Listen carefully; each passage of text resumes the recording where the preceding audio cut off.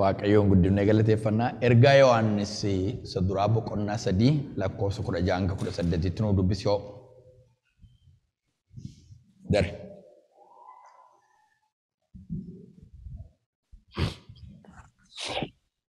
Ergaa Yohaannis isa duraa 3:16-18.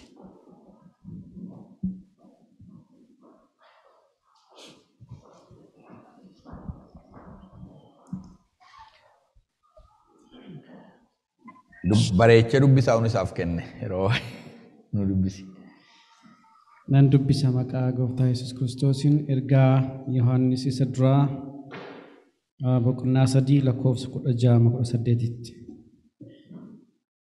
Kiristoos lubbuu isaa nuuf kennuu isaatiin jaalalli maal akka ta'e hubanneerra.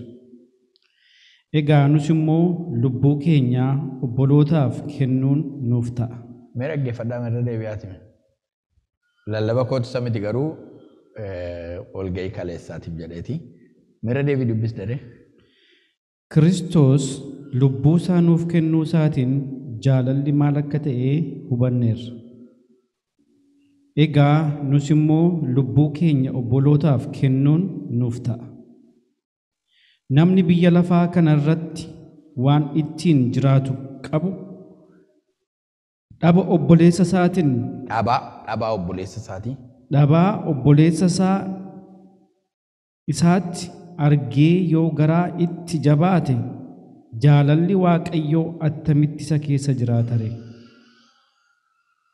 Yaa ijoollee ko kottaa dubbiidhaa fi afaaniin otoo hin ta'in hojiidhaa fi garaa dhugaadhaan in jaalanna. Eebbifame. Kutaa kan akkasiin barreeffatan hin barbaadu hundumti keessan iyyuu barreeffadhaa kutaa kana. Bilbila keessan irratti barreeffadhaa.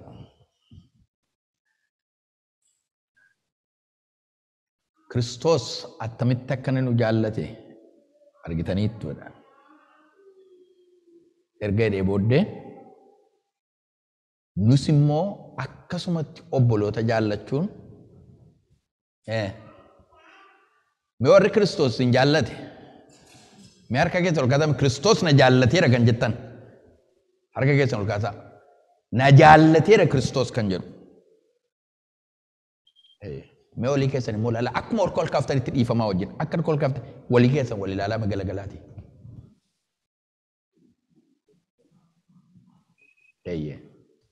Wangeelli isa kana firoo tokko Waaqayyo isin haa eebbisu.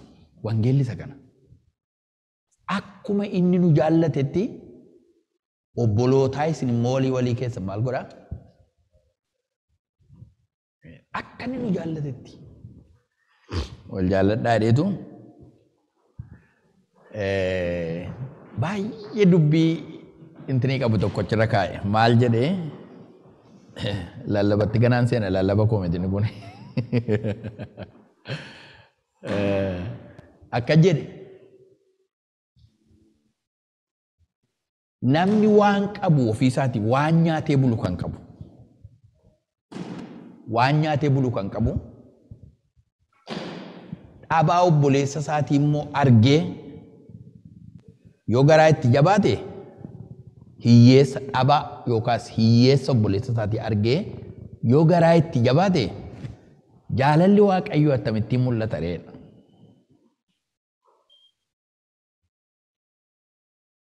Kanaaf kottaa gaayaa obboloota koo garaa dhugaadhaan waliif yaaduudhaan jaalala Waaqayyoo mul'ifnaa. Very serious thing. Very serious. Kanaaf walga'iin keenya kaleessaas isa kanarra ture.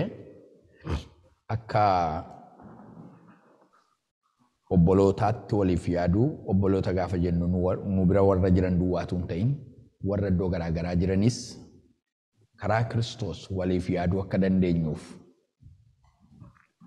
isa kanarratti hojjennee waldaan keenyas qaama sana keessaa tokko amantoota nuyi amantoota tokkummaa obbolootaatti amanna wanta ta'eef har'a waa'ee tokkummaa irratti barsiisa. Sanatti amannaa walii keenyaaf yaanna.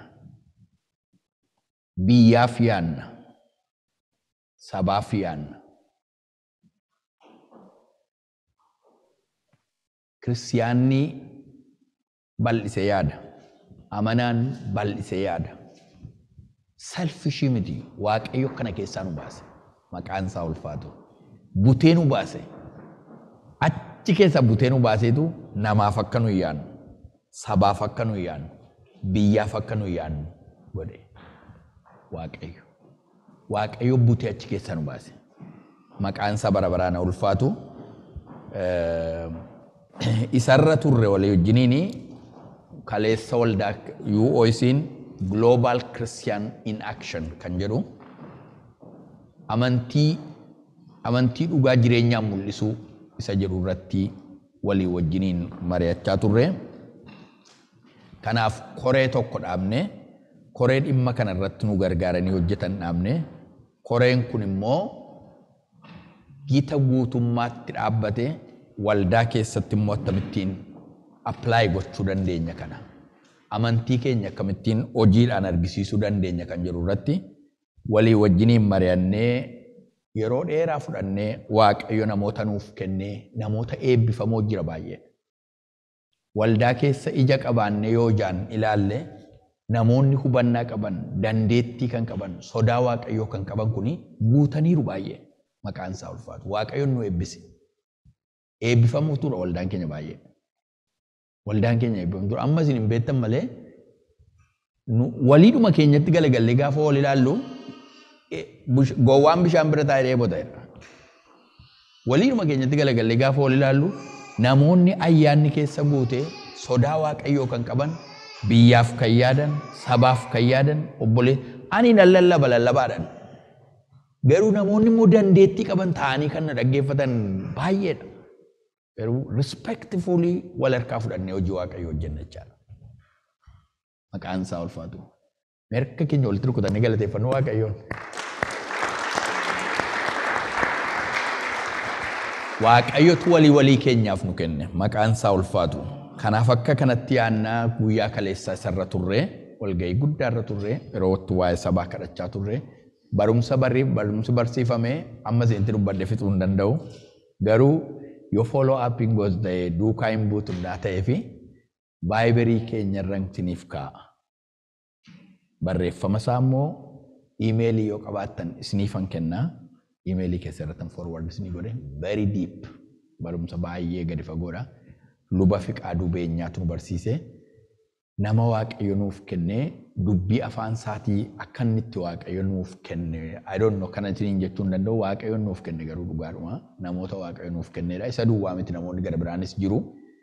Garuu eebba addaati. Baay'ee eebba addaa Waaqayyo nuuf kenne. Yuuzii godhaa isiniifan ergaatii dhaggeeffadhaa yeroodhaan. Dafdafiinumaan jireenyi hundumtuu hin guutu. Gattaa'ati sagalee Waaqayyo dhaggeeffadhaa. Nuyi amantoota maqaan isaa ulfaatu. Kanaaf akka kanatti yaannaa. Guyyaa har'aa dubbii Waaqayyoo isinii wajjin hirmaadhu torban darbee isin barsiisuu kanan jalqabe waa'ee tokkummaa irratti hin jalqabe. Har'a silaa zanneetu barsiisa ture. Dubbii Waaqayyoo ishee irraa dhageenya turre isheen har'a hin dandeenye. Kanaaf sagalee Waaqayyoo san torbee jalqabeen itti fufaa. Ol kaanee ulfina sagalee Waaqayyootiif macaafa qulqulluu keenya banannee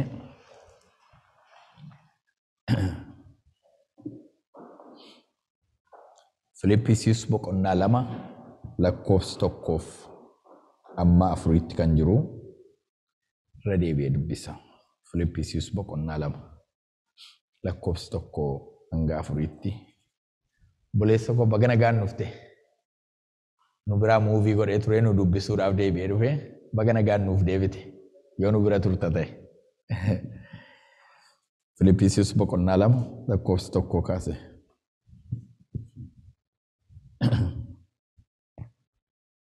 Egaa karaa Kiristoos wal gorsuun jaalala isaatiin wal jajjabeessuun karaa hafuura qulqulluu tokkummaa qabaachuun gara laafinaan namaaf yaaduun nuuf kennameera. Ammas isin warra yaada garaa tokko ta'uudhaan jaalala tokko qabaachuudhaan yaada walitti dabalattanii tokko ta'uudhaan yaada tokkoon waliif galuudhaan gammachuu koo fiixaan naaf baasaa. Gadi of deebisuudhaan warra kaan ofirra caalchisaa lakkaa'a malee yaada ofittummaatiin yookis of dhiibuudhaan waan tokkollee hin hojjetinaa. Isin keessaa adduma addaan waan warra kaanitti tolus immoo haa ilaalu malee waan isatti tolu duwwaa hin ilaalin. Hin kadhanna.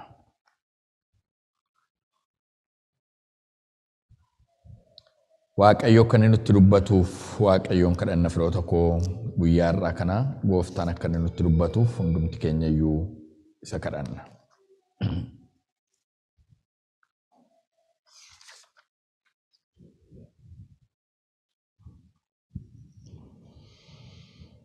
Yesus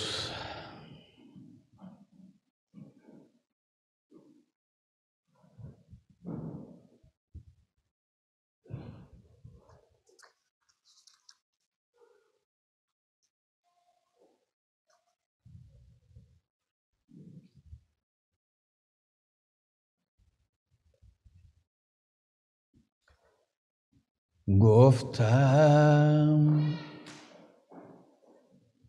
har'as gooftaadhati boris gooftaadhati iftaanis gooftaadha ati waaqa jabaadha.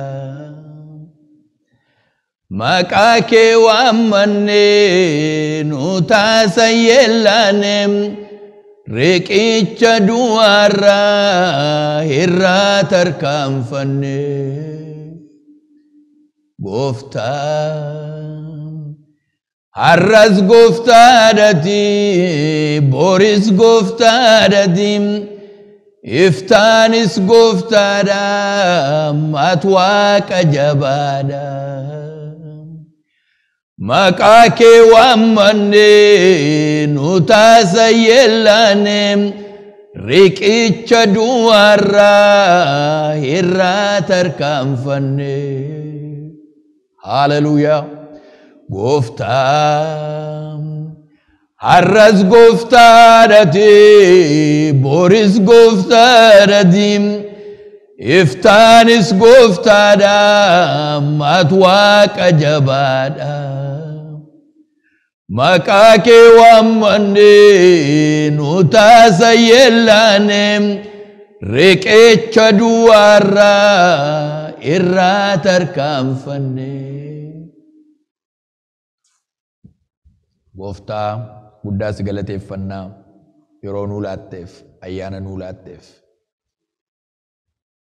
galannii fi ulfinni teessoo kee irratti si duwwaadhaaf haa ta'u. Ijoolleen kee kunoo fuula kee dura jirra gooftaa ko sirraa barachuudhaaf sirraa dhaga'uudhaaf dhufne. Foon qabeessi waan dubbatu hin qabu. Ati garuu yeroo hundumaa dubbii qabda. Nu gorsi, nu barsiisi, nutti dubbadhu. Ijoolleen Waaqayyo irraa baratuudha. Nagaan isaaniis hin baay'ataaf jedha sagalee keetu. Ijoolleen Waaqayyo irraa hin baratu. Nagaan isaaniis hin baay'ataaf jedha. Yaa Waaqayyo yeroo kana sirraa barachuudhaaf dhufneerra nu barsiisi. Maariyaam waan gaarii filatteetti innis isheerraa hin fudhatamu jedhe. Sirraa baranna nagaa keenya achi keessa jira gooftaa ko. Gammachuu keenya fayyaa keenyatu achi keessa jira. Lafee isaanii jabaata warri sirraa baratanii. Dubbiin kee nadhii dammaa caalaa minyaade. Sagaleen kee nadhii dammaa caalaa minyaa. Jireenya namatti deebisa jedhe. Hallelujah. Jireenya namatti deebisa dubbiin kee qalbii namaa deebisa. Namichi sun gaafa si dhaggeeffatu yeroo gara isaa dhaqxu yaada isaa naanneeffatee gara qalbii isaatti deebi'ee uffata uffatee nama gidduu taa'aa turedha. Maraatee caakkaatti kan galee gaafati gara isaa dhaqxu uffata uffatee yaada isaa naanneffatee nama gidduu taa'aa ture. Namoonni yeroo isa arganii maali kun isa maraatu caakkaa keessaa dhagaadhaan nama rukutu ture miti yoore? Eeyyeesuma ture. Yerooti gara isaa dhaqxu garuu qalbiitti deebi'ee nama gidduu taa'aa ture. Hallelujah. Nu biraan darbin gooftaa kooti. Mana keenya biraan darbinati. Ana nama dadhabaa kana biraan darbin. Si duwwaatu qoricha gooftaa koo mana keenyaaf. Ati nutti hir'attennaan jireenyi nuun ta'u. Ati nutti hir'annaan jireenyi nuun ta'u. Namni horii meeqa lafa tuulee palasi meeqa keessatu jiraatu nagaan qabu gooftaa koo. Yoo ati jiraatte hirriba nagaa rafnee bulla. Yoo ati jiraatte jireenyi namatti tola gooftaa koo. Jireenyi jireenya bara baraatu eessa dhabnaa si dhiifnee situu jireenya bara baraa qabaadhe. Jireenya Yesus. Ati nutti hir'annaan nagaan qabaannu. Boqonnaan qabnu Yesus. Galgala kana nutti dubbadhu ati. Sirraa dhageenya gurra qalbii keenyaa nuuf bane. Waan dubbadhu ana dubbachiisi. Yaa Waaqayyo si dhageenyaas gurra qalbii keenyaa nuuf bane. Maqaa Kiristoos Yesuusiin. Ameen. Noora.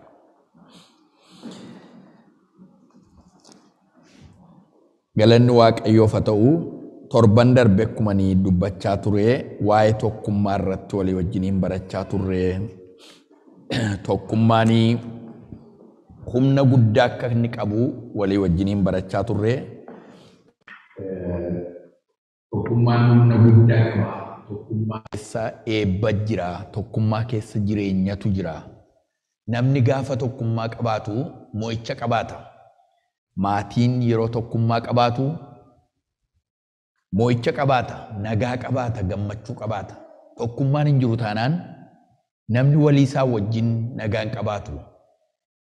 Tokkummaan hin jiru ta'e walii isaatii wajjin koominiitiin, waldaan, maatiin tokkummaan hin jiru ta'e nagaa qabaachuu hin danda'u. Walitti dhufuu hin danda'u. Waa hojjechuu hin danda'u. Waa dhimma baasuu hin danda'u. Tokkummaan qabu ta'e. Mootummaan tokkummaan hin jirunnaa ta'ee fi tokkummaan hin jirunnaa ta'e mootummaan walii wajjin jiraachuu hin danda'u. Gargar ba'a. Diigamsa jira. Gargar ba'utu jira. Gargar ba'utu jira. Lafa tokkummaan hin jiraanne waa hojjechuun hin danda'amu. Kanaaf waa'ee tokkummaa irratti bal'inaan torban darbe walii wajjiniin dubbanne.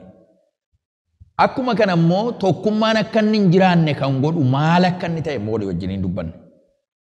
Tokkummaan akka inni hin jiraanne maaltu gochuu danda'a? Maali diinni tokkummaa maa inni kan jedhu walii wajjiniin dubbanne. Diinni tokkummaa maa inni isa jedhu walii wajjiniin gadi fageenyaan dubbanne. Diinni tokkummaa maaliidha isa jedhutu dubbannu dhaabe. Egaa diinni tokkummaa maa inni? Kutaa keenya har'aa kana gaafa ilaallu egaa karaa Kiristoos mee karaa Kiristoos jedhame achi Christ centered jireenyi keenya achi keessaan ilaalla. Kan nu fayyisetti isa waanta ta'eef achi keessatti waan hundumaa ilaalla. Utubaa guddaa tokko dhaabne itti naannofne jireenya keenya ilaalla yeroo hundumaa. Utubaa guddaa tokko dhaabne itti naannofne ilaalla. Egaa karaa kam? Karaa Kiristoos. Malee namni Kiristoos malee bu'aa hin qabu. Waa yaaduu hin danda'u. Gaarii yaaduu hin danda'u namni. Gaarii yaaduu hin danda'u. In nature namoonni tokko tokko gaarummaa kan qaban jiraachuu danda'u. Garuu inni kun kan inni jedhu egaa karaa Kiristoos jedha. Karaa Kiristoos. Karaa Kiristoosiin ala gaafa dhufnu waan baay'eetu nu keessaa baba'uu danda'a.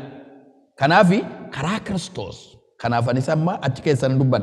Karaa Kiristoos wal gorsuun jaalala isaatiin wal jajjabeessuun jedha. Karaa Kiristoos. Egaa achi keessa dhufne gara Kiristoos eddaa dhufneeti maal gochuu qabna? Tokkummaatti diina kan ta'u qabxii tokko kan naafe dubbadheen tokkummaa immoo jabeessuudhaa fi maal gochuu qabna kan jedhu immoo isin wajjin hiraadhaarra. Tokkoof inni dhumaa tokkummaan akka inni hin jabaanne kan godhu inni dhumaa maaliidha kan jedhu waan baay'eetu jira garuu ani qabxii ishee dhumaa kana dubbadheen isa booddeessa tokkotti dhufa. Tokkummaan akka inni hin jabaanne kan godhu dubbii arraba ofii eeggachuu dhiisuun tokkummaan akka inni hin jabaanne godha. Dubbii arraba ofii eeggachuu dhiisuun dadhabuu. Macaafa faarfannaa 141 gaafa lakkoofsa 3 gubbaa gaafa dubbattan Daawiti kadhannaa Daawit kadhatu tokko kutaa kana dubbattanitti hodhee yaada. Macaafa faarfannaa 141 lakkoofsa 3 gubbaatti akka jedha.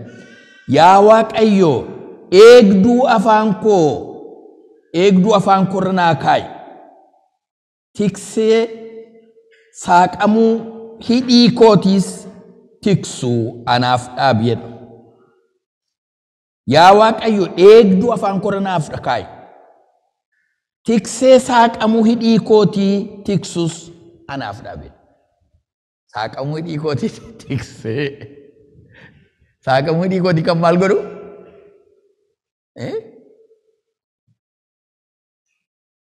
Tiksee saaqamuu hidhii kootii anaaf tiksu naaf dhaabiidha. Naaf dhaabiidha. 141 lakkoofsa 3 dubbifadhaa mana keessanitti amma galtan. Eegduu arraba koo irra naaf kaa'i afaan koo irra naaf kaa'i sochii saaqamuu hidhii kootii kan naaf tiksu tiksee anaaf kenni jechuun rakkisaadha jechaadha baay'ee. Baay'ee rakkisaadha jechaadha. Baay'ee rakkisaadha jechaadha. Saaqamuu afaan keenya arrabi baay'ee cimaadha jechaadha. Kanaaf kadhata Daawit. Kanaaf kadhata. Ofii isaatiifis nagaa argachuudhaaf maatii isaaf nagaa kennuuf waldaafis haa ta'u biyyaafis jireenya koominitiitiifis haa ta'u dubbiin dubbatamu baay'ee rakkisaadha jechaadha. Baay'ee rakkisaadha. Ispiidii qaba. Baay'ee ispiidii qaba. Kanaaf namas akkan hin miine ofiis akkan hin miidhamnee fi eegduu arraba koo irra naaf kaa'i maaloo dubbii arraba koo kan eeggadhuu fi maal godhi? Eegduu hidhii koo irra maal naaf godhi? Naaf kaa'i maaloo eeggachuu kan danda'utti jedhe kadhata. Nus kadhachuun gaariidha. Itti yaaduun baay'ee gaariidha. Maaliif achi keessa baay'een jira wanta ta'eef. Dubbiin kun namni baay'ee namni haasa'u waa'ee haasa'u keessa miti. Namni callisu gaafa dubbatu immoo kan diigu kan dubbatu jira. Baay'ee callisa ta'e. Kanaaf namoonni toksiyaa tokko nama callisuun no baay'een dubbatu. Garuu gaafa dubbatu hin diiga ta'e yoo. Kanaaf sana keessa miti. Yeroo dubbannu ilaallannee haasa'uudhaaf sun inni haasa'u kun. Callisuudhaaf baay'ee haasa'uu keessa miti kun. Of course haasaa baay'isuu keessa dubbiin baduu danda'a. Macaafa qulqulluun isa akka jedha. Haasaa baay'een haasa'anii dubbii baay'een dubbatanii. Isa inni callisuu keessa gaafa dubbatamus immoo hamaa kan dubbatu jira. Kan diigu. Maatii kee akka ta'u, waldaa kee akka ta'u, koomunitii kee akka ta'u karaa kanarra akka isin dhaggeeffattan hin barbaade. Kanaaf eegduu arraba koo irra anaaf kaa'i. Waan namaa dubbadhee hiriyaa koos akkan hin miine ofii kootiifis akkan hin miidhamne obboloota wajjin jirus akkan hin madeessinetti eegduu arraba koo irra naaf kaa'i yaa gooftaa sifan kadhadhaa. Kanan qabuu dadhabe kana waan jedhu fakkaatu Daawit.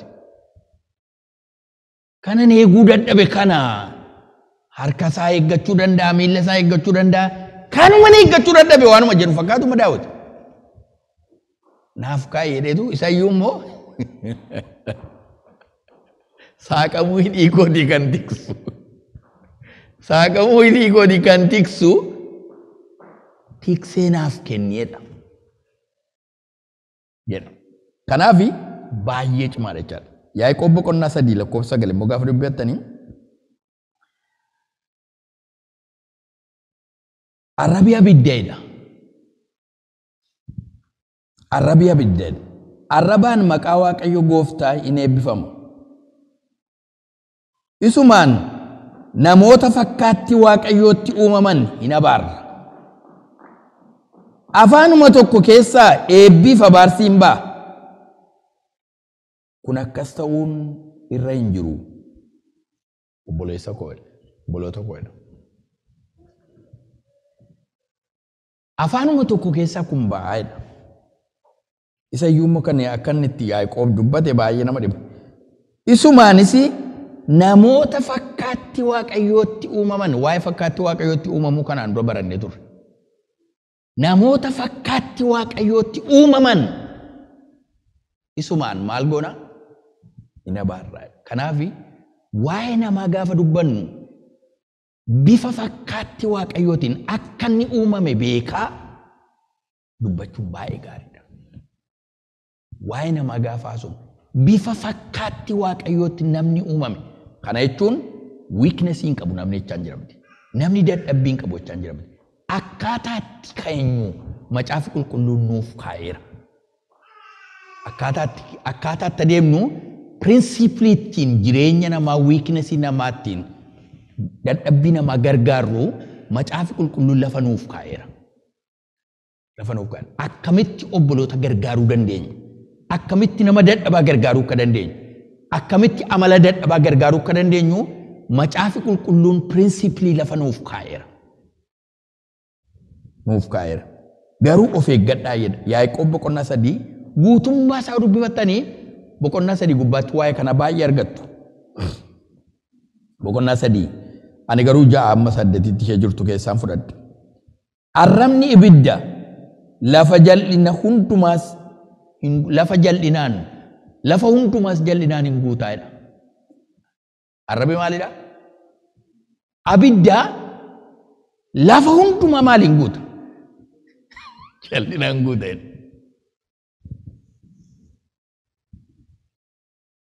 Arrabi abiddeedha. Lafa hundumaa jal'inaan guuta, hammeenyaan guuta, jibbaan guuta. Namni akka inni waliin galee guuta. Arrabi abiddeedha.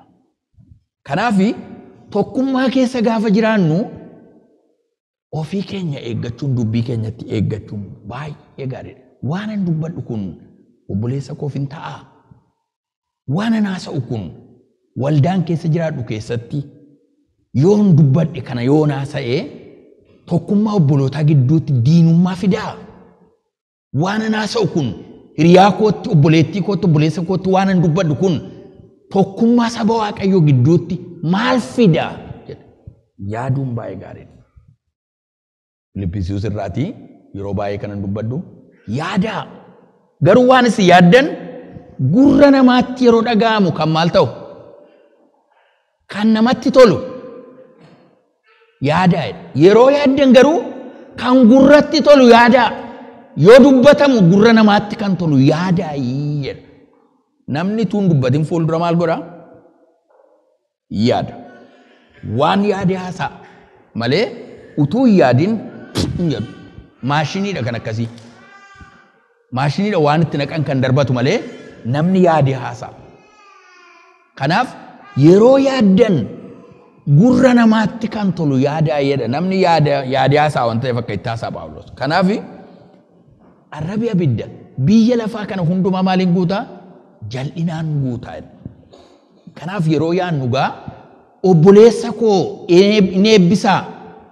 Maatii obboleessa koo, gaa'ila obboleessa koo, gaa'ila obboleettii kootiif hin ta'a gaariidha. Kutaa kana amma gaafa dubbannu Filiphisiiyuus irraatii egaa yaa obboloota koo karaa Kiristoos wal gorsuun inni jedhu asitti dhimma baachaa.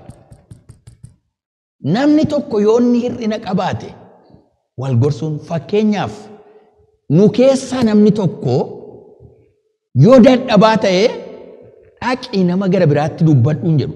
Nama sana bira dhaqeeti. Egaa yaa obboloota koo karaa Kiristoos jechuun jaalala Kiristoos nu jaallateen wal gorsuun amman dhufee yoo gaafa isinitti dubbadhu dhufee naan isinitti dubbachuudhaaf jedhee jaalalatuun ta'in hammeenyaan xiiqiidhaan innaan isinitti dubbadde yooma waan sana gootaniittu naa ta'e na fudhachuu dandeessu masin na fudhachuu dandeessan garuu jaalalaan gad of deebisee akka kutaan kun jiru Filiphisiis boqonnaa 2 kana gubbaa kan jiru irratti jaalalaan gad of deebisee yoon dhufee sitti dubbadde yoon dhufee dubbadde diduu hin dandeessan kanaaf egaa yaa obboloota koo karaa Kiristoos mee karaa Kiristoos jedhame hundi keessan mee karaa Kiristoos wal emmoo walii keenya amma nuyi walii keenya karaa Kiristoos wal gorsuun edha yugoodhaatti nuuf kennameera edha nuuf kennameera edha malee ganaatti yaadee nuuf kennamiti nuuf kennameera kanaaf waa'ee obboleessa keenya waa'ee obboleettii keenya tokkummaa keenya eeggachuudhaaf immoo dubbannu waan anaasa'u kunii hin ta'a tokkummaa kanaaf maatii kana gidduutti maatii tokko hin ta'a hin ijaaraa jireenya gaa'ilaa tokko jireenya maatii waaqayyo dhaabe tokko nuyi obboloonni mana waaqayyoo keessa kan jirru walii wajjiniin waaqayyoon kana amanannu mana namaa eenyutu ijaara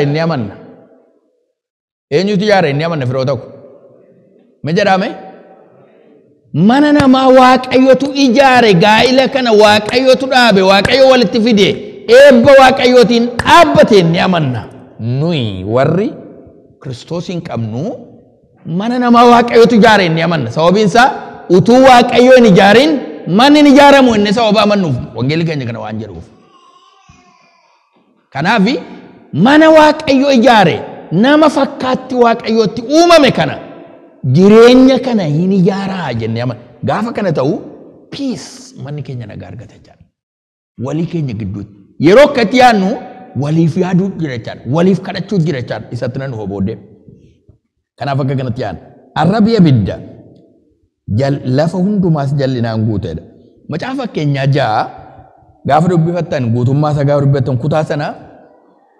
kutaa kana gaafa qophaa'u macaafa fakkeenyaa boqonnaa 6 lakkoofsuma tokko kaasee gaafa dubbifattani baay'ee nama dhiba maaloo dubbifadhaa isin mijate macaafa fakkeenyaa boqonnaa 6 yeroo baay'ee intini waaqayyo waan jaajibba ishee torbaffaa mu lubbuun isaa leelee ceeggaa isheen duwwaa kee fudhanna mee akkatti ishee torbaffaa sana waaqayyo describe akka inni godhu obboloota gidduutti maal akka inni godhu ijaan hawwataadha miilli isaa riifatee fiigaadha waan meeqadha akka inni itti describe godhu haasaa biyya keenya keessaa baadiyyaa durii isin yaadachiisa dhagaa dubbifadhaa please macaafa fakkeenya boqonnaa 6 tokkuma kaasaatii suuteedhaati dubbifadhaa waan guddaa argatti jirti lakkoofsa 12 duwwaa ishee irra jirtu anis ijoomatti beektan hin fudhadhu namni waa'ee hin baafneedha lakkoofsa 12 irraa namni waa'ee hin baafne namni jal'aan arraba isaa isa micciiramaa fudhatee asiif achi hin fiigeedha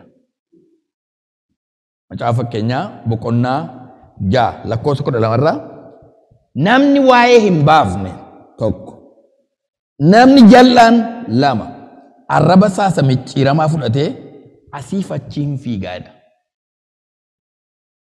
misheenii maaliif fudhatee tokko waa hin baasu arraba isaa tokko maal godhu tokko waa hin baasu lamaffaa immoo maaliidha jal'aadha fudhatee immoo asiif achi fiigaadha maal buusuudhaaf fiiga ijaaruudhaafi tottoshuufi kanaaf fiigaadha macaafa qulqulluu yoo dubbifannee naamusa jireenyaa nu barsiisa yeroo hundumaa hin baata maal goota kana duwwaatu immoo jireenya immoo waa'ee cubbuusa kana duwwaatu hin ta'in naamusuma jireenyaa akka itti jiraannu pirinsipilii jireenyaa nu barsiisa macaafa qulqulluun yoo teenye seeraan dubbifanne jechaadha. Akka jedha kutaa sana irratti ija isaatiin hin hawwataa'edha miilla immoo irraasaadha dura abbaan keenya yeroo nuyi teenya miilla irraatiin nuun jedhu ulee fudhatanii isin hin jedhani beeku Yeroo miilarraa siin gurbattiin jedheen. Abbaan koo macaafa qulqulluu dubbifatanii miti aadaa malee.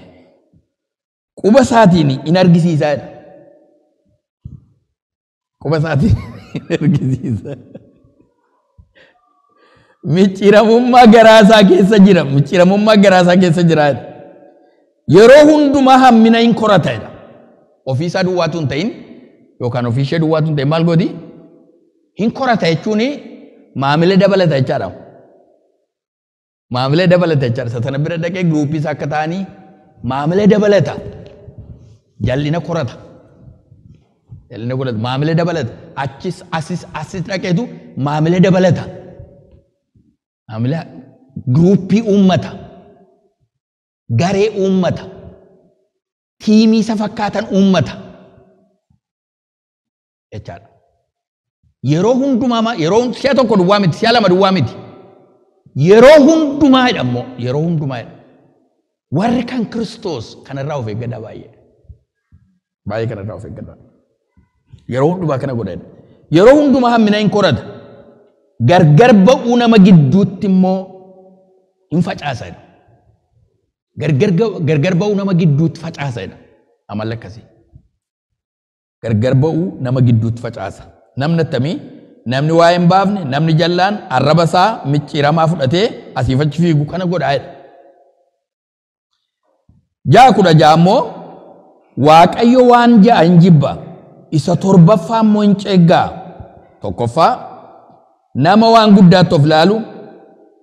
Lammaffaa arraba soba dubbatu. Sadaffaa harka nama dhiiga balleessaa hin qabne dhangalaasu. Garaa akeeka hamaa yaadee qopheessu. Miilla waan hamaa gochuuf ariifatu. Nama sobaan namarratti dhugaa ba'u yookaan isa soba gadi jijjigsu jedha kutaan sun. Inni gara biraan dhumarratti torbaffaan nama gargar ba'uu obboloota gidduutti facaasu. Waaqayyo hin ceeggaa isa torbaffaa jedha. Hin ceeggaa jechuun jibbarra superlaatiivii jibbaatti ceegga'uun. Hin ceeggaa gaafa jennu jibbeerra darbeetu sin giggaa jechaadha. Gaggaa'e Waaqayyotti jechaadha. Namni maal godhu? Obboloota lamaan gidduutti waa'ee obboloota torban darbeerooni tokkummaa dubbachuuf jedhu obboloonni tokkummaa waliin qabaatan jedhuuni tokkummaan obbolootaa nu gidduu jiru karaa Kiristoos tokkummaa qabaachuun obboloota karaa Kiristoos. Yesuus warra isatti amanan warra abbaa isaatti amanan hundumaan jaalala Waaqayyo warra raawwataniin warri kun isaan maal kooti jedhe Yesuusi? Obboloota kooti jedhe. Nuyi karaa Kiristoos jaalala Waaqayyo warri raawwannu nuyi maaliidha jechaadha karaa Kiristoos. Nuyi obboloota Kiristoos walii keenyaa wajjinis obboloota jechaadha. Dhiiga Kiristoosiin warra bitaman kan Kiristoos kan ta'an fayyisuu Waaqayyo warra fudhatan isaan kun obboloota Kiristoos walii keenyaa wajjinis obboloota jechaadha. Isaan kana gidduutti gargar ga'uu kan facaasu Waaqayyo hin jibbaatu hin ta'in hin ceeggaa nama sana jechaadha. Qaama Kiristoos gargar baasu. Sababiin isaa Phaawulos nuyi Kiristoos irra jirra. Kiristoos hundee keenya nummoota damee isaati jedha. Isa kana muranii gargar baasuu jechaadha. Isaan kana gidduutti diinummaa kan facaasu gargar ba'uu kan facaasu Waaqayyo hin ceeggaa jedha. Hin ceeggaa. Kanaaf tokkummaa keenya gidduutti tokkummaa obbolootaa gidduutti uumuun Waaqayyo hin jaallatu jechaadha. Isa kana irraati baay'ee of eeggachuun baay'ee gaariidha. Tokkummaa diiga, koominiitii diiga, saba diiga, biyya diiga, saba diiga, tokkummaa biyyaa diiga, tokkummaa sabaa diiga, tokkummaa mootummaa diiga. Kan akkasii waan ta'eef. Ergan kana jedhee tokkummaa keenya jabeessuudhaaf immoo maal gochuutu gaariidha? Tokkummaa jabeessuuf immoo maal gochuu gaariidha? Maal nu gorsa Macaafni Qulqulluun tokkummaa keenya akka jabeeffannuuf, walii wajjiniin akka jiraannuuf. Tokkummaan yoo jiraate maaltu ta'a? Maaltu ta'a tokkummaan yoo jiraate? Tokko ba'aa walii baachuutu jira. Ba'aa walii baachuutu jira. Tokkummaan gaafa jiraatu ba'aa walii baachuutu jira. Galaatiyaa boqonnaa 6 lakkoofsa 2 gaafa dubbifannu kan jedhe. Egaa yaa obboloota koo jedha. Galaatiyaa boqonnaa 6 lakkoofsa 2 gaafa dubbifattan. Egaa yaa obboloota koo ba'aa walii baadhaa akkasumas seera Kiristoos raawwadhaa jedha. Look, ilaalaa gaa. Yaa maali? Yaa obboloota koo jedha. Hawwi amma obseen maal keeti? Obboleettii keenya obbolaadha jechaadha. Nuyi walii keenya wajjin karaa Kiristoos nuyi obbolaadha. Mee karaa Kiristoos nuyi obbolaadha jedhame? Karaa Kiristoos nuyi obbolaadha. Mudaan nu gidduun jiru. Dadhabaa qabnaa? Eeyyee qabna. Amalli keenya garagara eeyyee karaa Kiristoos garuu obbolaadha nuyi. Obbolaadha akka obbolaatti waliif yaadna. Maal jedha gaa warra kanaanii? Ba'aa walii baadhaa gaafa jedhu. Maal obbotaa miruun dhagaa baatanii deemu? Sadarkaa fudhu kuntaala baanna mitiin. Ba'aan sun maayin? Maaliidha ba'aan sun? Maaliidha tan? Ba'aan sun dadhabbii namni sun qabu. Hir'ina namni sun qabu. Hir'inaa ni qabu. Namni biyya lafaa kanarraati guutuun jira. No one is perfect, no one is expert biyya lafaa kanarratti. Namni hundumtu weakness mataa isaatii qabu. Weakness mataa isaatii qabu. Hir'ina mataa keenya qabna jechaadha. Kanaaf qoricha gaarii macaafa qulqulluun lafa nuuf kaa'e maal jedhaa? Maal nuun jedhee? Ma jedhame? Gaafa hir'ina adaan argu Waaqayyo waa malee natti hin argisiifne jechaadha. Waa malee natti hin argisiifne. Maal gochuun narra jedhaa?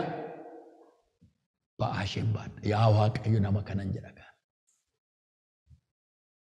Yaa Waaqayyo la dadhabbii ishee hin rakkatti yoo ta'e fuudheen baadha rakkina ishee.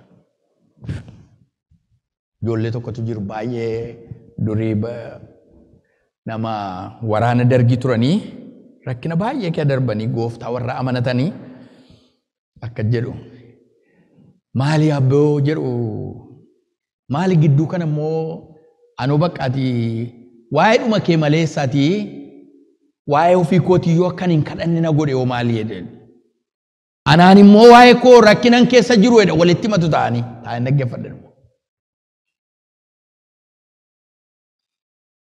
Amma tuunui kana keessa jiraanne Waaqayyo maal godha? Hir'ina walii keenya akka nuyi baannu gaafa godhu dadhabbii walii keenya fuudhee nutti argisiisa Waaqayyo. Dadhabbii walii keenya. Kanaaf maal godha? Ba'aa walii baadhaa erga jedhee booddee akkasuma immoo seera Kiristoos. Seerri sun maalidha? Seerri sun maalidha? Seerri Kiristoos jedhe maalidha? Nama yaadatu badhaasa. Thank you. Mee jedhime? Isa? Eeyye. Abboommi kurnan iddoo lamatti gargariiri. Waaqayyo si haa eebbisu ramata isheedhaan. Eeyye. Abboommi kurnan iddoo lamatti gargariiri. Tokko akka jedhe. Abboommi kurnan nutti himennaan Waaqayyoon Waaqa kee garaa kee guutuudhaan maal godhi? Jaalladhu jedhe. Inni lammaffaanoo? Nama immoo akka ofii keetiitti raawwadhu seeraaf raajonni hundumtuu kanatti rarra'anii jiru jedhe. Ollaa kee nama akka ofii keetiitti jaalladhu kan jedhu isiniif kennameera jedhe. Akka ofii keetiitti jaalladhu jedhe. Akka manni jedhe immoo akkan isin jaalladhetti wal jaalladhaa jedhe. Akkan isin jaalladheeni fayyina nuuf kennameedha. Gospel isa nuuf jennu yookaas salveeshinii nuuf kennameedha. Hima sana keessa akkan isin jaalladhe tola nuuf kenname jaalalli. Kiristoos ofii isaa nuuf kenne jechuun nu jaallate hin fudhanne malee waan goone hin qabnu jaallatamuudhaaf. Namni waa godhe jira jaallatamuuf. Habaaboo bittanii laataniifi waa bittanii laataniifi jaallatamuudhaaf. Gospel inni jedhamu isa kana. Good news inni jedhamu kana. Jaallatamteetta eenyuun? Kiristoosiin. Eenyuun? Kiristoosiin jaallatamteettaati. Karaa Kiristoos dadhabbiitu qabdu, hirrinatu qabdu, waan meeqa keessatu fiiddu, cubbuutu qabdu. Kiristoos akkasumaan dadhabbii kee wajjin hansaaree si jaallate, na jaallate. Ergaa jaallatamte achumatti immoo akka jedhe. Ati immoo akkuma kana hiriyyaa kee maal godhi? Seera nuuf kenne jechaadha. Achuma kee ati hin bahin. Kana raawwannaan wangeela dubbisuun nu barbaachisu. Jan! Loo! Gospel inni nu isa kana jechaadha. Seera achi irratti rarraasee nuu kennu. Isin jaalladheera ofii fudhattaniitu. You already received. Isin jaalladheera. Garuu dhaqaa kana immoo godhaa achumatti. Akkan isin jaalladhe. Jaallatamteetta. Jaallatameera. Namatti dubbachuu barbaadde ta'e immoo jaalladhu dhaqiti. Seera raawwatta gaafa sana immoo. Seera raawwatta. Jaalladhu. Jaalladhu. Kanaaf yeroo kana goonu ba'aa walii keenya baannaa jechaadha. Ba'aa walii baadhaa. Akkanumas seera Kiristoos raawwadhaa. Namni tokko jedha lakkoofsa tokko irratti Galaatiyaa boqonnaa 6 sababii inni kana dubbate irratti namni tokko isin keessaa yoo inni cubbuutti kufeedha. Yoo inni cubbuutti isin keessaa namni tokko cubbuutti yoo inni kufe dhaqaa gargaaraatii akka isaa duriitti isa deebisaadha. Akka isaa duriitti. Fakkeenyaaf isii kenna. Ana immoo wangeela luba cubbuuttan kufa. Maal la gootu jechaadha? Maal la gochuudha jechaadha? Na gargaartanii, naaf kadhattanii, na jajjabeessitanii akka isaa duriitti isa deebisaa. Iddoo isaa duriitti isa deebisaa jedha. Kun egaa wangeela. Wangeela. Maqaan isaa bara baraan ulfaatu. Filippisius boqonnaa 2 lakkoofsa 1 kana irratti jaalala isaatiin wal jajjabeessaa jedha. Jaalala isaatiin wal jajjabeessaa jedha. Ibroota 10:24 jaalala argisiisuudhaaf waan gaarii hojjechuudhaaf kottaa tuttuqnee wal kakaafnaa jedha. Ibroota boqonnaa 10 lakkoofsa 24 jaalala maal gochuudhaaf? Mee argisiisuudhaa mee? Jaalalli hin argisiifame jechaadha. Jaalala argisiisuudhaaf waan gaarii hojjechuudhaafis kottaa tuttuqnee wal kakaafnaa jedha. Filippisius 2:1 irratti immoo akka jedhamate wal gorsaa jedha.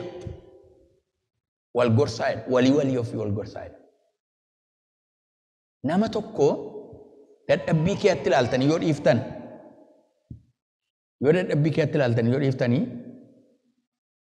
gaariidha. Obboleessa kee ta'uu danda'a, obboleettii kee ta'uu danda'a, fira kee ta'uu danda'a, mucaa kee ta'uu danda'a. Cubbuutu hin hojjetu. Waan Waaqayyoon jaallannetu hin hojjetu. Achi keessatti yoo callumettanii dhiiftan.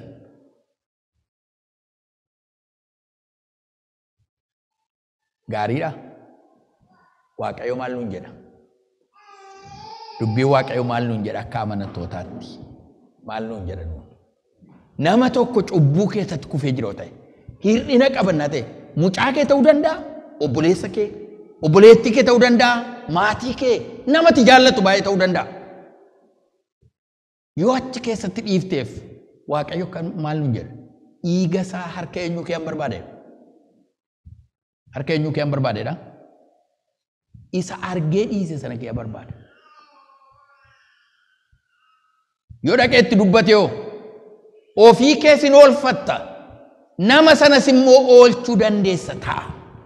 Yoo namni sun maalti godhe immoo itti dubbattu yoo si dhaga'e jechaadha.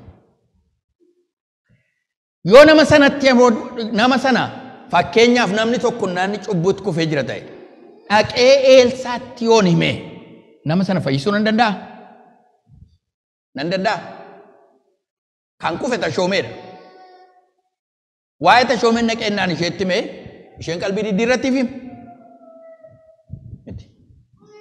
Kanaaf nama akkasii akka jedhe nama kana dhaqiitii isuma nama sana bira dhaqiitii isumatti dhaqii taayitii obboleessa koo garaa jaalalaan guute. Mee garaa jaalalaadhaa mee?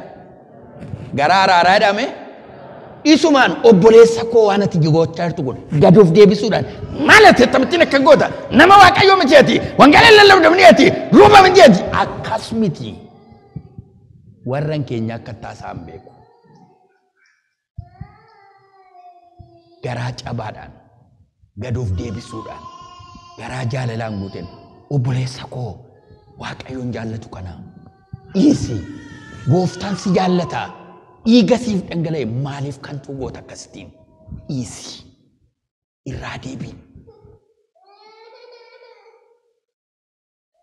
itti garaa jaalalaan guuteen Yesuus dubartittii ishee ejjituu sana tamittiin naqee itti dubbate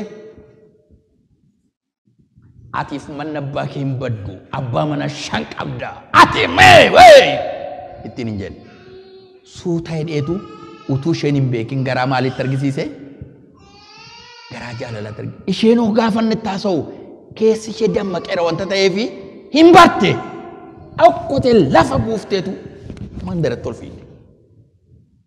ol fiidde kottaa natti maa kottaa laalaa maaluu mandarre kottaa laalaa itti okattee kan nama dhibu kutaa sana gaafa dubbiftan amma isheen sa'aatii isheen itti adeemtu iji namaa akka nagarre yeelloof salphina ishee sababa qabduuf iji namaa akka isheen agarretti dhokattee gadi buute gaafa Yesuus itti mul'atu garuu isa dhokattaa deemtu mandaratti kottaa ilaalaa nama gudii qabu kottaa ilaalaa isa gudii konatti meette dhokattee gabbuute gaafa inni itti mul'atu garuu hir'ina ishee dhoffachuu hin dandeenye namni si cubbuu isaa dhoffatu hin hiiqu jedha Macaafa Qulqulluun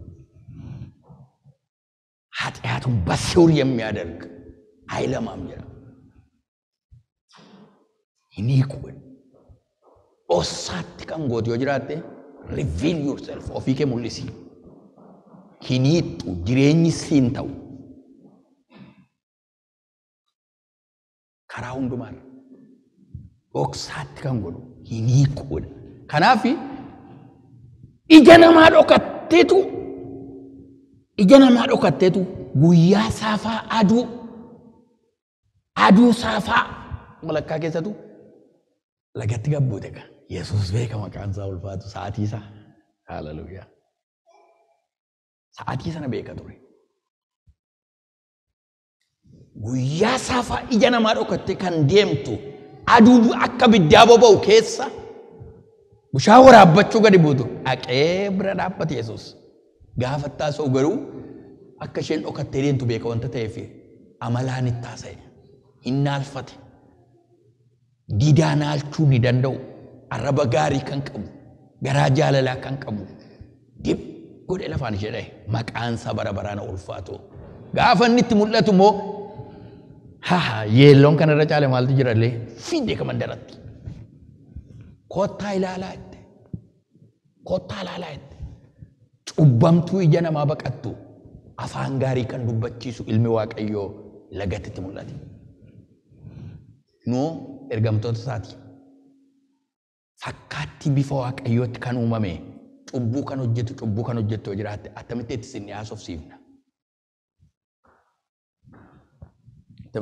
haasofsiifna nuyi yaa obboloota koo egaa karaa Kiristoos maal wal godha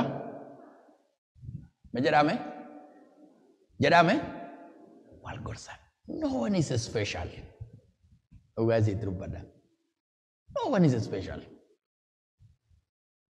in sobu malee warra waaroffatanii numatti qorreedha Oromoon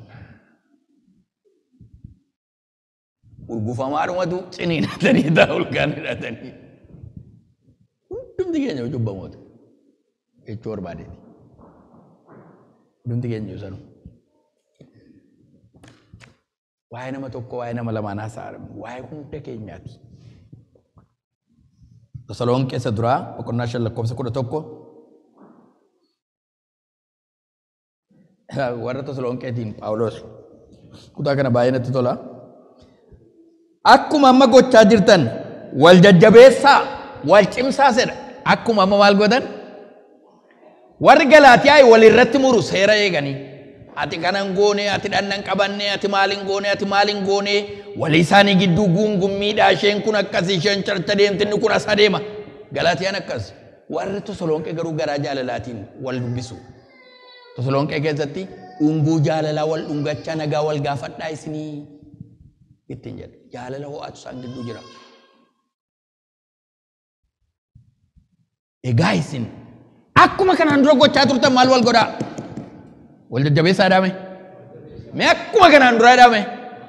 Akkuma kanaan duraa dha. Nuunoo laata.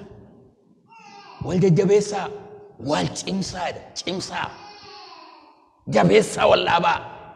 Hundee obboleettii kee gadi fageessi eenyu irratti? Kiristoos irratti. Wal cimsaa, jabeessaa wal dhaabaa jedha. Lammaffaa irratti tokkummaa keenya jabeessuudhaaf maal goona? Maal goona? Sa'aatiin kun inuma fiiddi maal isheen kun? Waan darbe irraanfachuu. Namni waa dhiisuu hin dandeenye yaada Waaqayyoo keessa jiraachuu hin danda'u. Yookis tokkummaa keessa jiraachuu hin danda'u. Namni waa dhiisuu hin dandeenye. Waa dhiisuu namni hin dandeenye tokkummaa keessa jiraachuu hin danda'u. Mee yaadame waan hundumaatti waan baay'ee keessa lixuu hin barbaadu. Garuu namni waa dhiisuu hin dandeenye faamilii mataa isaatii wajjin jiraachuu hin danda'u.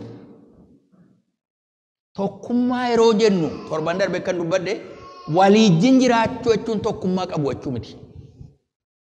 Namni mana tokko keessa jiraate abbaan manaa haadha manaa isheen siree tokko irra ciifti inni siree tokko irra ciisa. Tokkummaa qabu? Tokkummaa qabu jechuudha? Maali? Tokkummaa qabaatan immoo walii wajjin siree tokko irra ciisu. Gargar bahanii hin ciisan. Mana tokko keessa jiraachuun tokkummaa qabaachuu miti. Waldaa tokko keessatti waaqeffachuun tokkummaa qabaachuu miti. Tokkummaa qabaachuu miti. Tokkummaa qabaachuun yaada keenya hundumaa walitti dabalannee tokkummaa qabaachuudha. Walijjin jiraachuu hin danda'amu tokkummaa hin qabaatin. Walijjin jiraachuu hin danda'amu. Maal ijoollee keenya guddifannee inni nama meeqatu wajjin jiraatanii mana tokko keessa. Seeraan ofiishaalii gargar ba'anii. Miti jama. Akkamitti? Ofiishaalii seeraan gargar ba'anii. Make sure isinittan himaa Waaqayyo tokkummaa qabaadhaa mana keessan keessatti jedha. I don't know, maybe kan akka goota yoo jiraattan go back to your house. Mana keessatti deebi'aa. Tokkummaa waliin qabaadhaa. Jaalala ho'aa waliin qabaadhaa. Jaalala ho'aa waliin qabaadhaa. Tokkummaa qabaadhaa. Dhiisuu hin dandeessan taanaan tokkummaa qabaachuun dhiisuu hin dandeessan taanaan ilmaan Waaqayyoo ta'uu hin dandeessan. Waliif dhiisuu. This is very serious. Gooftaan kana jedhe. Akkan isiniif dhiise. Isinis walii keessanii maal godhaa? Dhiisaa.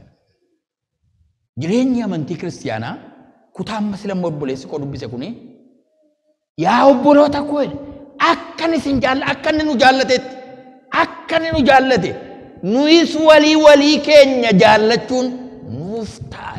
Jaallatamneerra Kiristootiin walii keenya nus jaallachuun nuuf ta'a. Jaallachuun nuuf ta'a. Kanaaf walii wajjin jiraachuun tokkummaa qabaachuu miti. Mana tokko kee jiraachuun waldaa tokko keetti waaqeffachuun tokkummaa qabaachuu miti. Tokkummaa qabaachuudhaan gammachuu koo fiixaan ana abbaasaa sanni jedhe sana fiixaan baasuu kan nuyi dandeenyu gaafa tokkummaa qabaannuudha. Gaafa tokkummaa qabaannu lollee mo'anna walii wajjin. Lollee mo'anna walii wajjin. Dhalli namaa kan isin ajaa'ibu tokkummaan jaallatu. Bineensa wayya.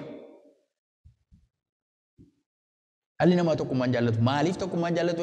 We are very selfish. Dhalli namaa selfishidha baay'ee. Tokkummaan jaallannu baay'ee. Kan koo caalunna. Kutaa kana gaafa laaltanii gadi of deebisuudhaan obboleessi koo anarran caala jedhi yaadee. Amma dhugaa nan jedhaadheemma. Hin jenne akkas. Hin jenne akka kan. Gadi of deebisuudhaan eenyu anarran caala jedhi yaadee. Me jedhame obboleessa koo jedhame. Anarran caala jedhi yaadee.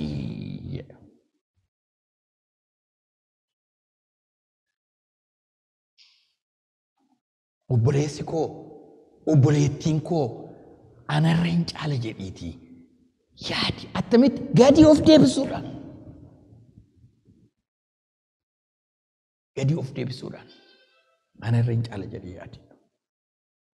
Kan nama dhibu hojii ergamoota boqonnaa 9 gaafa dubbifattanii Saa'ol yeroo inni kufu yeroo gooftaan itti mul'atee Yesuus Kiristoosin fudhate akka jira kutaa sana gaafa dubbistanii nama baay'ee waa'ee Phaawulos baay'ee barsiiseera ilaa akka jedha lafarraa haxaa'ee balleessuudhaaf jedha. Macaafa qulqulluun Oromeeffaa kun warra gooftaatti amanatan lafarraa haxaa'ee balleessuudhaaf ergama fudhatee ka'eedha. Lafarraa haxaa'ee balleessuudhaaf sanyiin ishee akka lafarratti namne nama ka'ee jedha. Nama ka'ee gooftaan karaatti itti mul'ateetu karaa Damaasqootti itti mul'ate gaafa inni lafaan dheessa geddaru ilaa mandaraa sana lixii waan ati gootu sittani maatii ittiin jedhe. Mandaraa sana muni dhaqee jedhu namanni ajjeesuudhaaf deemu Anaaniyaa raajiitti eewun ajjeesuuf deema Phaawulos. Kiristiyaanota jedhame Anaaniyaan kiristiyaanota keessaa raajii tokko ajjeesuudhaaf lafarraa haxaa'ee balleessuuf deema. Waaqayyo dhaqeetu maqaan isaa beekamaadha Saa'ol. Dhaqee Anaaniyaadhaani. Ilaa nama tokkoon qabaatii dhaqee mana akkasii jira namni Saa'ol jedhamu innaan. Anaaniyaa waa'ee maalii haasa'a? Anaaniyaa waa'ee maalii haasa'a jama? Anaaniyaan isa Phaawulos isani kaleessa godhu haasa'a malee har'a waan Phaawulos ta'e hin beeku. Maali gooftaa jedha Waaqayyoon qajeeshuu barbaada. Maali gooftaa Saa'olii isa mana qulqullummaa diigu qulqulloota balleessuuf kan ka'emini akkamitti naqeetti dubbadha jennaan dhaqinni bor garbicha amanamaa waa'ee koof gidiraa baay'ee kan baachuudhaaf jedhuudha achitti dubbadhutti hin jedhe. Erga inni jedhee maaltu ta'a gama maqaan isaa ulfaatu lafa galagalamoo samii gadi bu'a.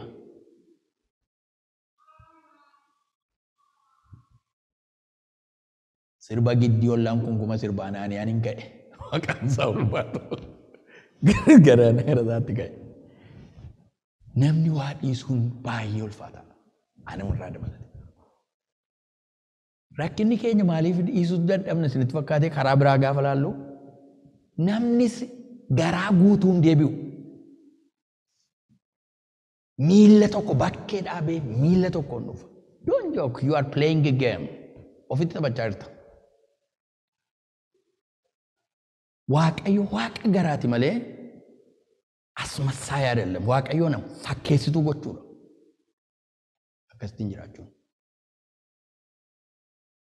Waaqayyo waaqa maaliiti? Waaqayyo waaqa garaati. Gaafa deebi'anii garaa guutuu akka mucaasa Luqaas boqonnaa 15 gubbaa sana maal jedhee gaafa deebi'u kana booddee ani mucaa jedhamuun anaaf hin ta'u garba isaa keessaa akka tokko ta'e mana abbaa koo dhaqee jiraadhaan jedhe. Look down gad buuse. Nama akkasii amma dhuguma jireenyi hin ta'u jamaa dhuguma jireenyi hin ta'u nama akkasiitiif. Waaqa miti namnuun godhaaf.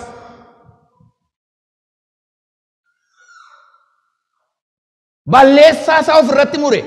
Anatu ofii kootii fudhatee adeeme. Namni waan hin goone abbaan koo natti hin balleessine. Natu yakke. Natu balleesse. Dogoggora kooti. Jettaa deebi'u. Gaafa ni deebi'u abbaan sila'u karaa laalaa hin simate. Akki nu itti deebinu. Maatarii kan godhu sana. Karaa lamaanuu irra maatarii kan godhu.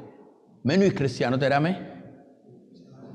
nuyi amma biizinesii biraa tokko hin qabu. Biizinesii biraa tokko hin qabu. Jireenya mootummaa Waaqayyoof ta'u akkasin jiraatan this is my mission. Kana duwwaadha kan koo. Jireenya Waaqayyoof ta'u jiraatanii biyya lafaa kana irratti isinitti hir'atee galma mootummaa Waaqayyoo keessa akkasin qabaattan jireenya Waaqayyoo barbaadu akkasin jiraattan kanaaf hin dhufen. Dalgan deemina gooftaa jiraadhaa. Yoo isin diddan akka keessan hojjetee jiraachuu hin danda'anis. Really dhugumaan isin dubbadha. Garuu kana isinitti himu geddaramsa jireenya mataa keessaniiti. It's for your life. Jireenya keessan.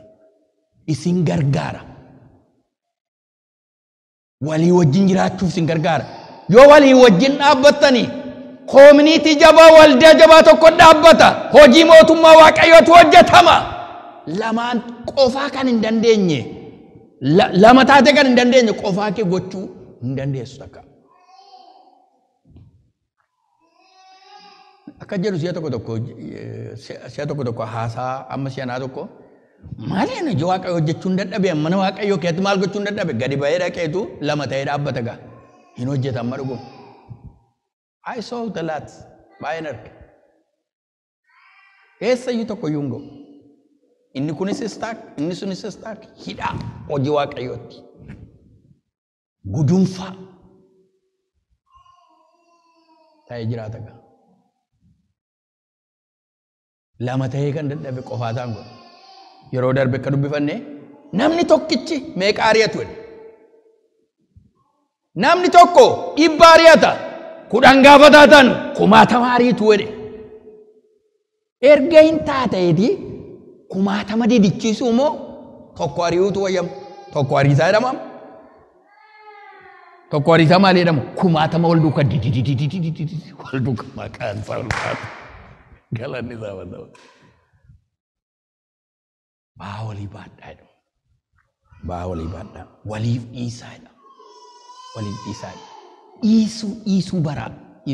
Keessumaa qorichi gaariin isa kana. Yesuus akkan isiniif dhiise isinis walii keessaniif dhiisaa jedha. Dhiisaa jedha. Waliif dhiisaa jedha. Mana keessan keessatti walii keessanii wajjin. Maatii keessanii wajjin, ijoollee keessanii wajjin waliif dhiisuu hin dandeessan taanaan tokkummaa gaarii qabaachuu hin dandeessan. Success life jiraachuu hin dandeessan. Jiraachuu hin danda'u.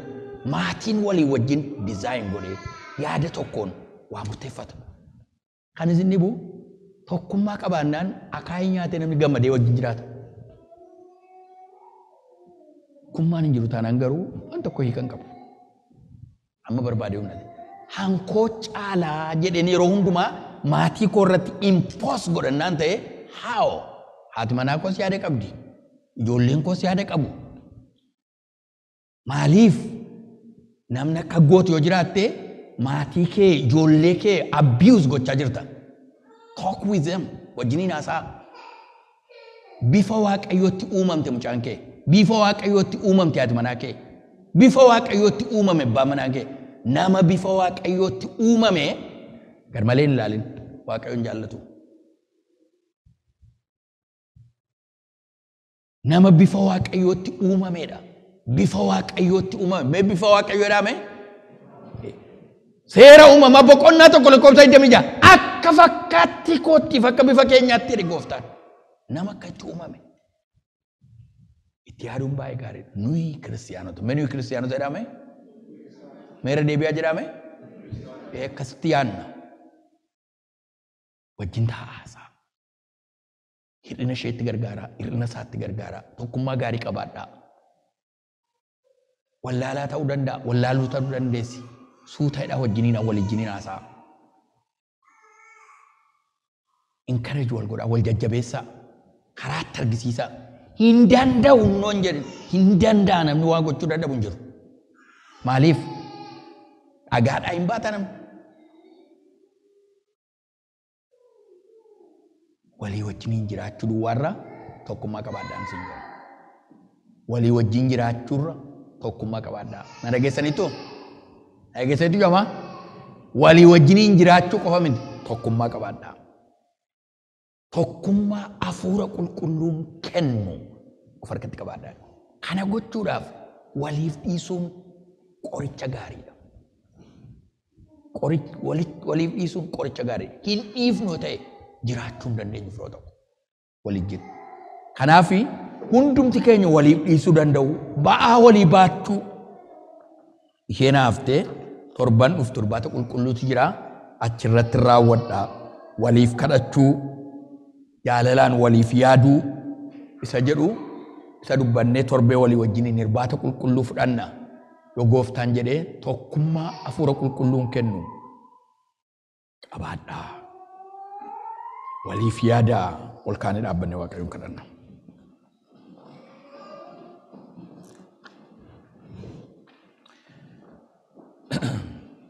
Firoota koo mi'a mala Yesuusin ilaalaa. Zeekiyoos namatti hin siqu qaraxa fuudha. Namni hundumtuu ijaanis arguun barbaadu horii namarraa fuudha. Yesuus garuu gaafa isaa argu maal godhe? Har'a mana kee ooluun naaf taate jedhe. Kanaaf Yesuusiin maqaa meeqa wal kennu turan? Dharaani warri tokko akka jedhu inni nyaata jaallata albaadheessaa jedhu. Ejjituu dubartii wajjiniin haasaasayyu dubartii ormaa wajjiniin dubbata inni jedhu. Garuu Yesuus akkas hin turre. Galanni isaaf haa ta'u haleluuyaa. Maqaa meeqatti baasu turan? Maqaa meeqatti baasu? Yesuus jaalalaa. Ameen jennuume? Macaafi qulqulluun keenya akka jedha Waaqayyo jaalalaa jedha. Waaqayyo gaafa jennu jaalala waamaa irraa Waaqayyo jaalalaa jedha. Jaalala Waaqayyo firoo tokko jaalala. Obboleessa kee obboleettii kee si bira jirtu tamitti ilaalta.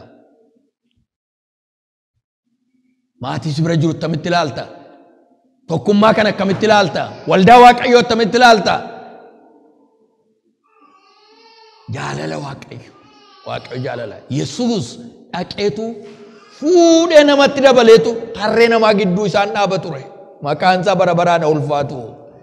Lammaffaatti hin deebiin jedheetu tarree namaa gidduu fidee dhaaba. This is our mission.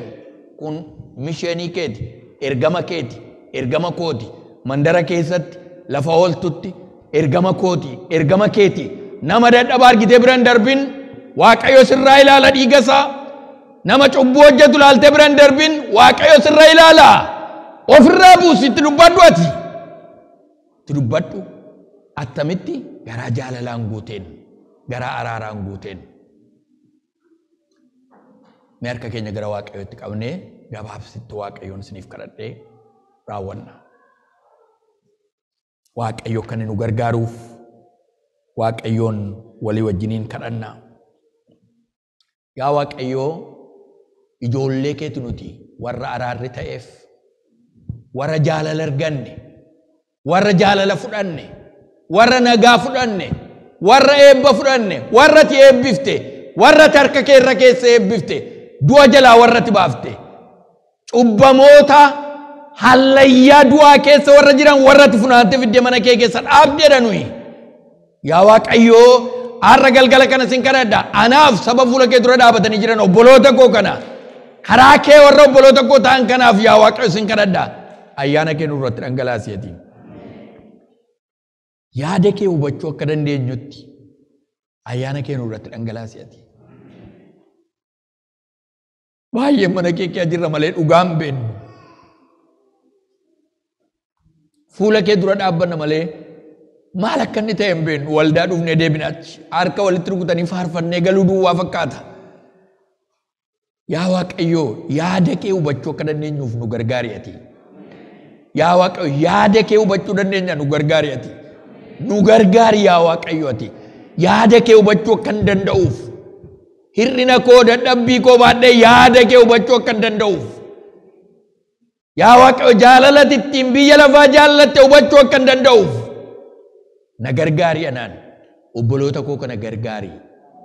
Yaa Waaqayyo ayyaana isaanirra jiru ofirratti beekanii jaalalati ittiin jaallatti ofirratti beekanii siif jiraachuu yaa Waaqayyo namoota mootummaa keetii boojii akka danda'anitti dadhabaa lafaa kaasaa akka deemaniif ayyaana kee irratti dhangalaasi ati. Yaa Waaqayyo dubbii kee waan nutti dubbatteef ulfaadhu sagalee kee keessa jiraachuu akka dandeenyu hunduma keenya nu gargaari. Torban kana immoo torban nagaa torban eebbaa nuuf godhi. Maqaa nama Naazreetii Yesuus Kiristoos gooftaatiin.